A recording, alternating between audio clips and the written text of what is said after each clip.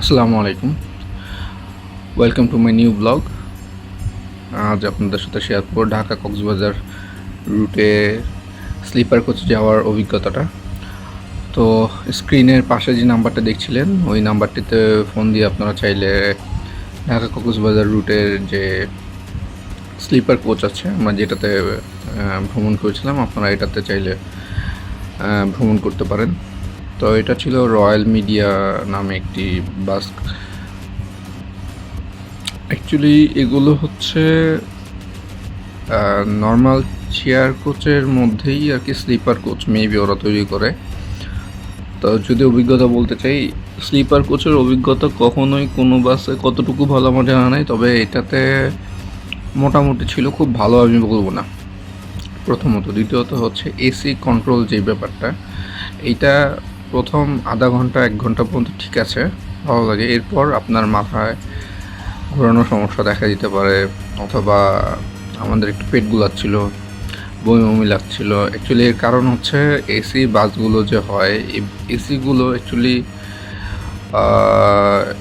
যে এয়ারটা বের হয়, এয়ারটা খুব ক্লিন এটা বলা যাবে না, কিছুটা গন্ধ আসে। আর দ্বিতীয়ত হচ্ছে এরা এয়ার ফ্রেশনার বা বিভিন্ন ধরনের জিনিসগুলো দেয়, কিন্তু তারপরেও আসলে কীভাবে বুঝাবো যে এটাতে বসার জার্নিটা খুব বেশি আরামদায়ক নয়। আমার মতে chair coach is the best, cause আপনি যখন হাইওয়েতে উঠবেন তখন আপনার অটোমেটিকলি জানালা খোলা থাকলে খুব সুন্দর বাতাস আসবে। আর দ্বিতীয়ত চেয়ার কোচ যে বাসগুলো আছে এগুলোতে ভ্রমণ করলে আসলে আপনার ওই খারাপ লাগার দিকটা আসে না তেমন একটা, কারণ হাইওয়েতে ভাঙাচোরা রাস্তা এখন আগের মতো নাই। আর সবথেকে ইম্পর্টেন্ট যেটা, চেয়ার কোচ খুব ভালোভাবে চালায় হাইওয়েতে, তারা বাসগুলোকে খুব সুন্দরভাবে চালায়। এগুলো চালায়, কিন্তু এগুলো তো সময় বেশি লাগে, যেহেতু এসি বাস অনেক কিছু চিন্তা ভাবনা করে ড্রাইভার সাহেবকে চালাতে হয়। এছাড়া এই বাসের যদি বলি, ওভারঅল এক্সপিরিয়েন্স ভালোই ছিল, কারণ হ্যাঁ তাদের ওয়েলকাম ড্রিঙ্কস ছিল, প্লাস হচ্ছে তারা বিহেভিয়ার খুব ভালো ছিল। আপনারা যেই ছবিটা একটু আগে দেখেছেন সেটা কুমিল্লা আমরা একটু ব্রেক নিয়েছিলাম।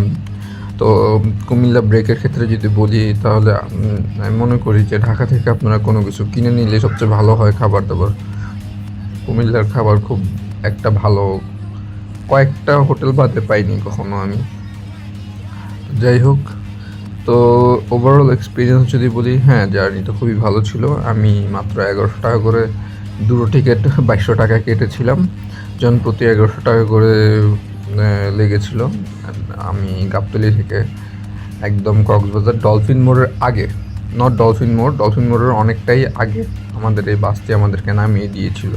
এটা ডলফিন মোড় পর্যন্ত যায়নি। অনেক চেয়ার কোচ আছে, ওগুলো ডলফিন মোড়ের খুব কাছাকাছি পর্যন্ত যায়। আর কিছু বাস আছে যেটা হচ্ছে সুগন্ধা পয়েন্ট পর্যন্ত যায়। তো এই ইনফরমেশনটা একটু আপনাদের মাথায় রাখতে হবে। আমরা সুগন্ধা পয়েন্টের আমাদের হোটেল ছিল, আমরা যে হোটেলটি ভাড়া করেছিলাম মূলত এটি 3 স্টার মানে একটি হোটেল ছিল। তবে আমরা সুগন্ধা পয়েন্টের অনেক আগে আমাদেরকে নামিয়ে দেওয়ার কারণে বাস থেকে নেমে আমাদের অটোতে প্রায় 80 টাকা ভাড়া নিয়েছিল। এইটা যৌক্তিক বলবো না, কারণ হচ্ছে যে পরবর্তীতে আমরা আবার একই জায়গায় অটো ভাড়া দিয়েছি। বলতে হচ্ছে যে সুগন্ধা পয়েন্ট থেকে রেল স্টেশন পর্যন্ত আমি ভাড়া দিয়েছি অটোতে 60 টাকা। এটা হচ্ছে দুজনের জন্য 30 টাকা করে খরচ গিয়েছে।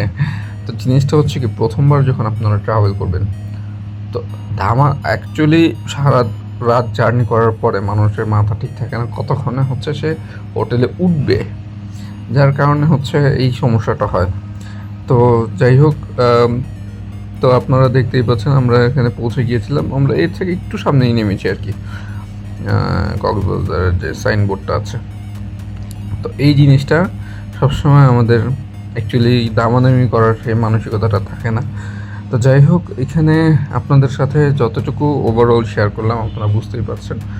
তবে হ্যাঁ, স্লিপার কোচে ওভারঅল জার্নিটা খুবই আরামদায়ক, সুখকর নয়। স্লিপার কোচ মানে যে খুব বিলাসবহুলভাবে যাচ্ছেন, খুব মজা হবে এরকম না, আমার কাছে অতটা ভালো লাগে নাই। দ্বিতীয়ত হচ্ছে সাবলীলভাবে যদি বলতে চাই, এখন বর্তমান ট্রেনের জার্নিটা সবচেয়েতে বেস্ট।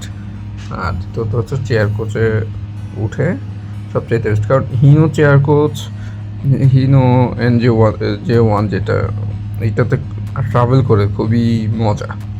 কারণ এই কোচটা আসলে কতটুকু এক্সপিরিয়েন্সডভাবে অ্যাকচুয়ালি বাংলাদেশের রাস্তার জন্য এটা মেবি তৈরি হয়েছে এমন বলা যায়।